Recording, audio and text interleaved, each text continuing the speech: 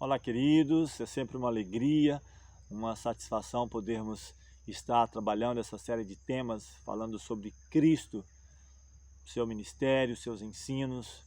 Hoje vamos falar sobre Ele será chamado Filho do Altíssimo.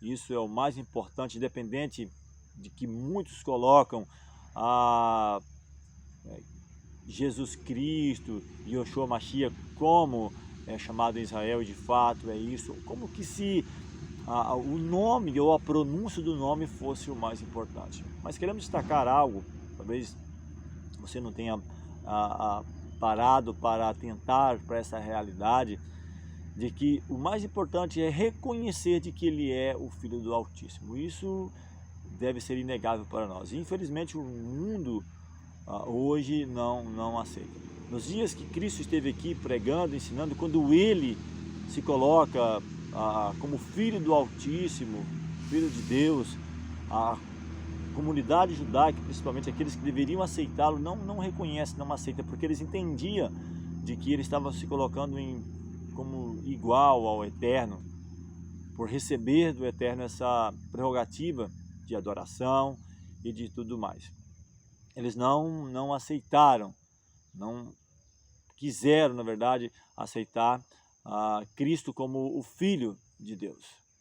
E hoje, por outro lado, um outro extremo também, que infelizmente tem aí vindo do paganismo, adentrado no cristianismo e praticamente enraizado em quase todas as igrejas do cristianismo, uma ideia que pode ser atrativa, filosófica,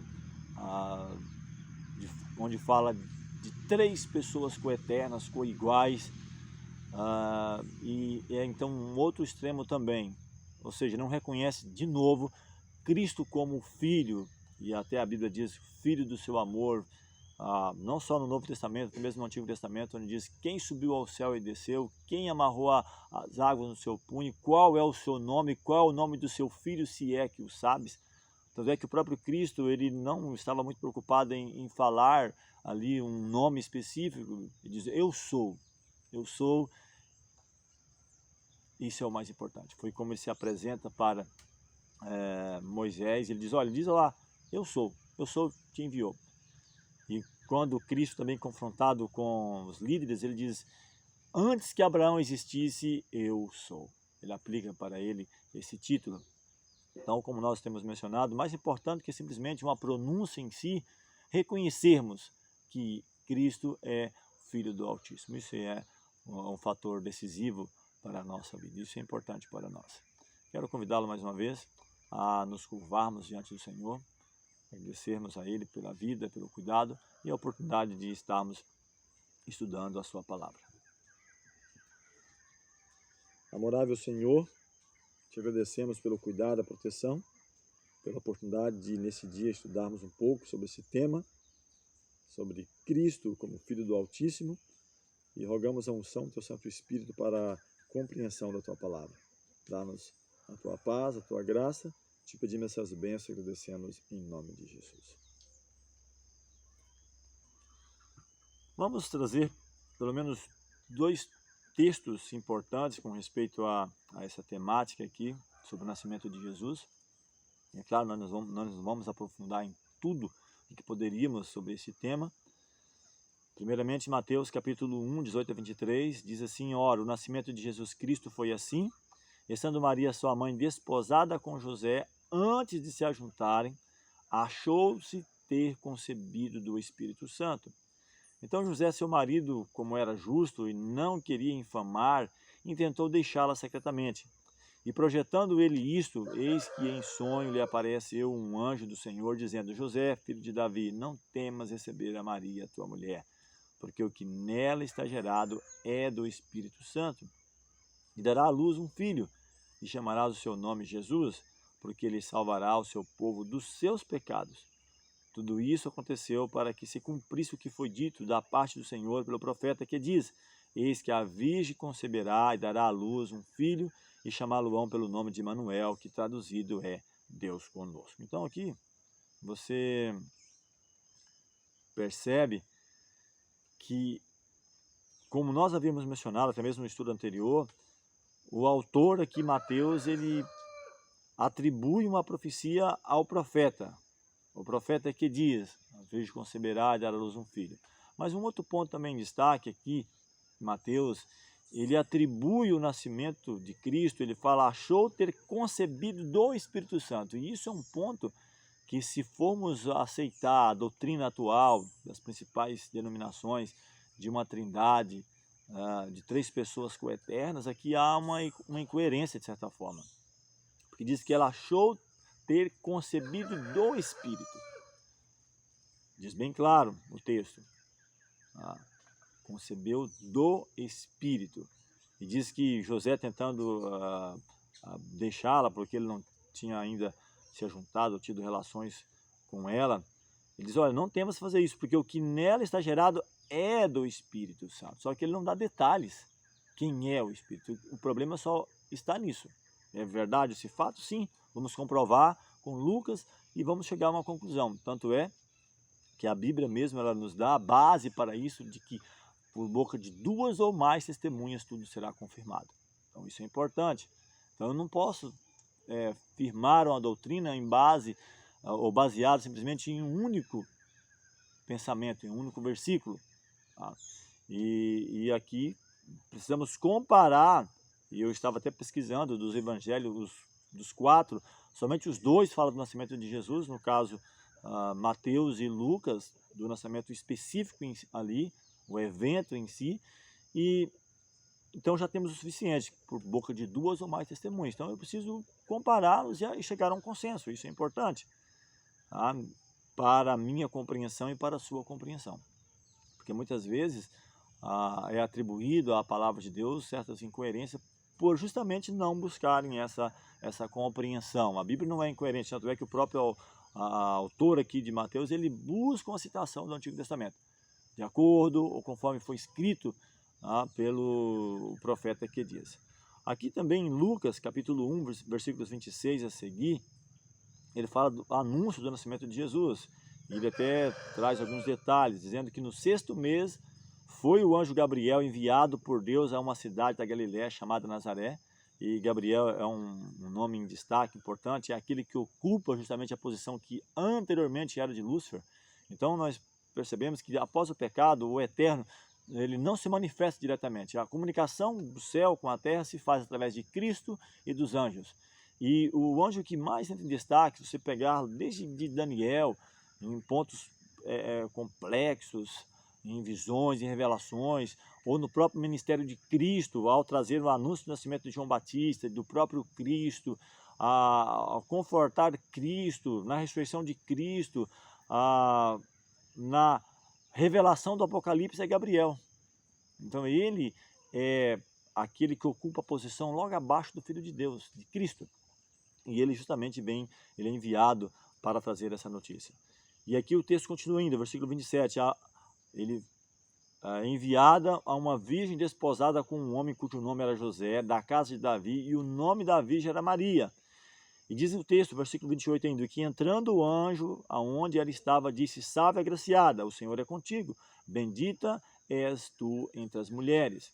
E vendo ela, turbou-se, ficou, quem sabe, ali preocupada, e ela disse com essas palavras, e considerava a saudação, ou que saudação seria essa, de ser agraciado, bem-aventurado. Aqui ainda no versículo 30, ele fala justamente o que a mensagem ele estava trazendo para ela. Disse-lhe então o anjo, Maria, não temas, porque achaste graça diante de Deus.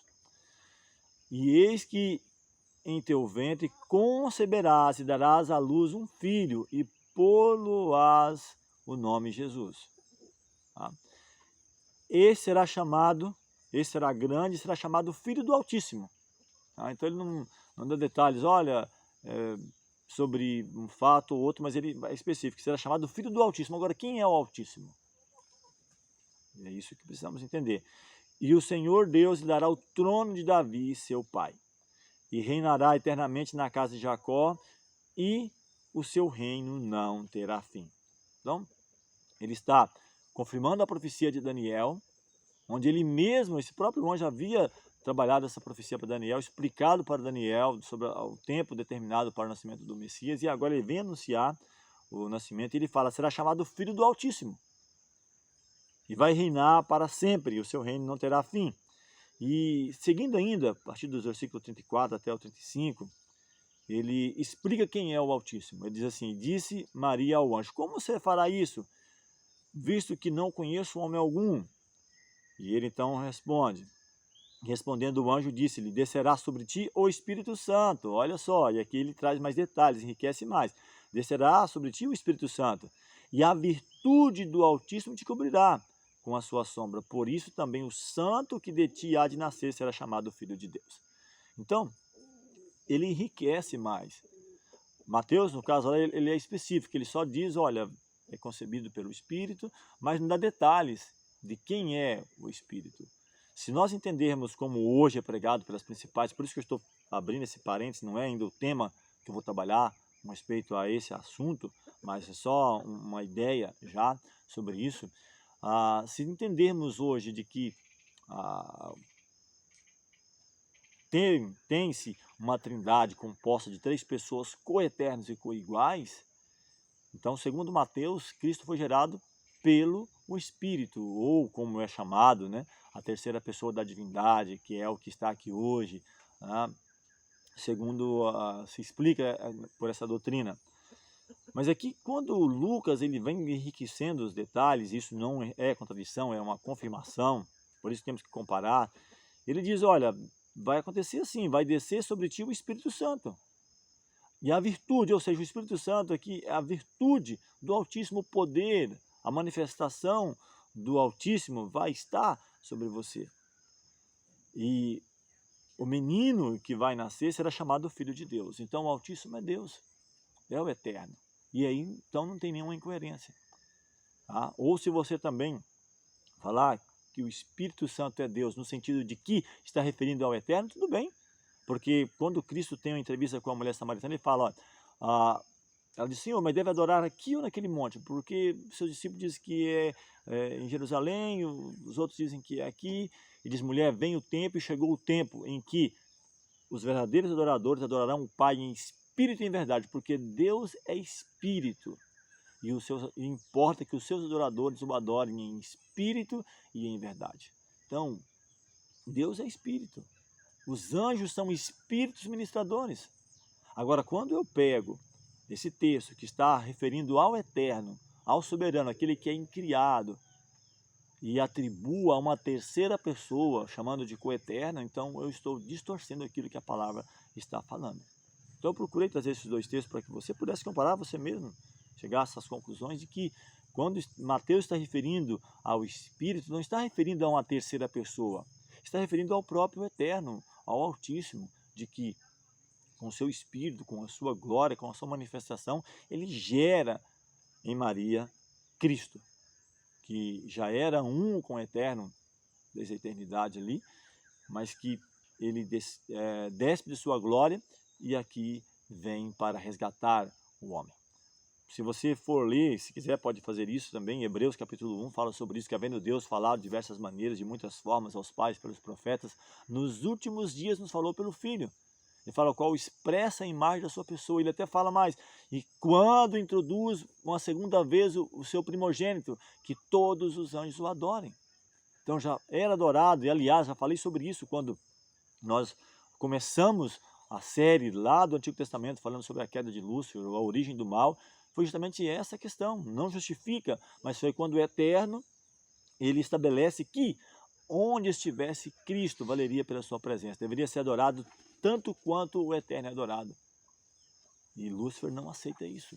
Cria-se uma revolta, uma inveja de Cristo poder ser reverenciado tanto quanto o Eterno, e Lúcifer não. Lúcifer, ele ocupava justamente a posição logo abaixo do Filho de Deus. Se eu puder colocar como uma hierarquia, o Eterno, isso está inquestionável para todos, é incriado, não tem como explicar, existente por si mesmo.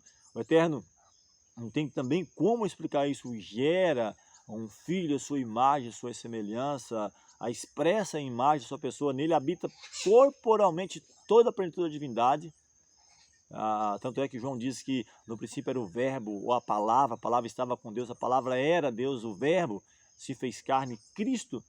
Então já a sua pré-existência com o Eterno, então o Eterno gera esse Filho para ser adorado, e com ele cria todas as coisas, quer no céu, quer na terra, e pode, porque é Filho realmente do Eterno, não é simplesmente quando nasceu como algo didático para nós entendermos, Filho do seu amor, ele diz o texto. E Lúcifer, ele é o primeiro dentre os anjos, tá? E o primeiro em honra depois do Filho de Deus. E ele então quer ser adorado. Criou-se uma revolta no céu, e ele então vem trabalhando desde as religiões chamadas pagãs, tríades, e vem trabalhando até chegar ao ponto máximo, introduzir dentro do seio cristão uma ideia trina ou triuna de 3 em 1. Mas você pode estar questionando, será que não creio no Espírito Santo? Claro que creio. Quando eu fui batizado, foi me perguntado, você crê em Deus? Sim. Crê no seu Filho Jesus Cristo? Creio. Lá ainda, na época ainda perguntava, crê em seu Filho Jesus Cristo? Creio. Jesus naquele tempo ainda era considerado como Filho de Deus.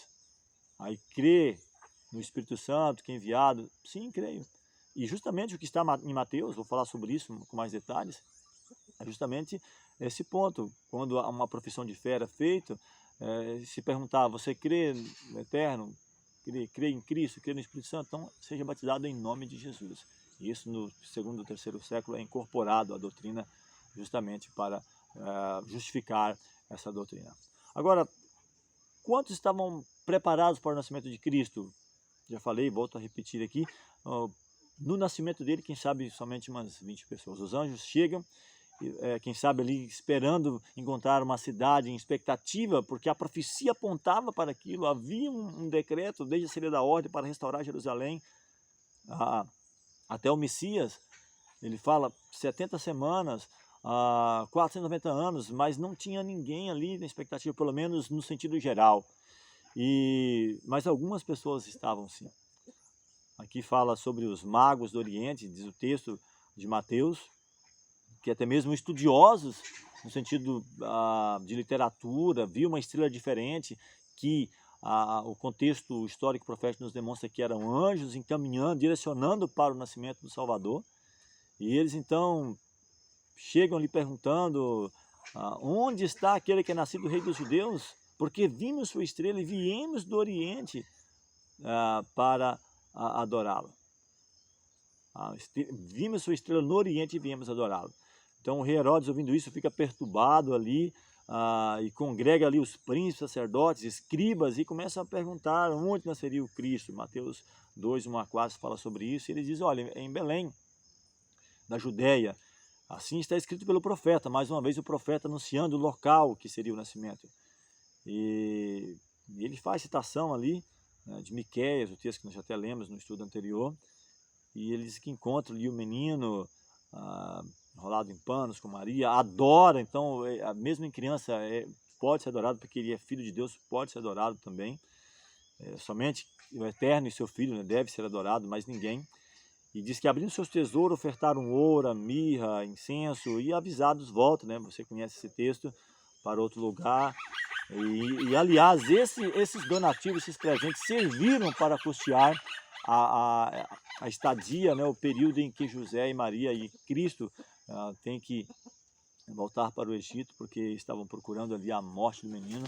Provavelmente as pessoas que deveriam estar atentas, né? O povo de Israel não estava, mas o inimigo estava atento, sabendo quem era esse menino, procurando destruir, e o Eterno então providencia meios, né? Não foi nenhum milagre, vamos dizer assim, extraordinário, no sentido de sobrenatural, mas as pessoas vêm e custeiam essa estadia, esse período. Aqui fala também dos pastores de Belém, aquela mesma comarca, alguns pastores estavam ali, pessoas simples, cuidando de seus rebanhos, o anjo também chega até eles, a glória deles resplandece, do anjo resplandece sobre eles, e ele diz, olha, hoje vos nasceu o Salvador, que é Cristo, e vos será dado esse sinal, achareis o menino envolto em panos, deitado em uma manjedoura. Lucas capítulo 2, versículos 8 a 12 fala sobre isso. E mais ainda, tirando, claro, José e Maria, Zacarias e Isabel, Simeão e Ana, um profeta, uma profetisa também, uma mulher justa, né, que viúva e nunca mais procurou casar, desde sua juventude, permaneceu firme ali nos caminhos do Senhor. E este homem também diz, olha, Senhor, pode despedir o teu servo em paz, porque meus olhos viram a salvação. Pega Cristo em suas mãos, o abençoa, e até mesmo fala que uma espada o traspassaria, e a sua mãe fica ali guardando todas essas coisas em seu coração. E até mesmo diz aqui que ele seria colocado para a queda e elevação de muitos, luz para iluminar as nações e para a glória do povo de Israel. E isso então coroa ali não é passar despercebido, claro, o nascimento de Cristo, pelo menos como mencionei aqui, se formos enumerar, umas 20 pessoas entenderam o nascimento do Messias, veio para o que era os seus não receberam, mas todos aqueles que receberam foram dados poder e glória para poder fazer a vontade do Senhor. Nosso próximo estudo, vamos já falar sobre o menino Jesus entre os doutores. Ele volta agora a figurar aos 12 anos, quando ele aparece em Jerusalém novamente.